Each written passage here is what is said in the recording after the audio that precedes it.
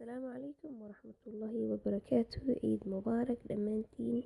Halkan waxaan idinku tusayaa ciid decorationkii aan sameeyey. Buufinadaas aan isku xirxiray, miis baan sharaxay. Hadda inaan si fiican idinku sharaxa rabtiin next time oo wax aan sharaxa guri aan idin tusi doonaa. haddana waxaan idin leeyahay ciid mubaarak dhammaantiin. wax kasta waxaan kasoo gaday suuqa Poundland.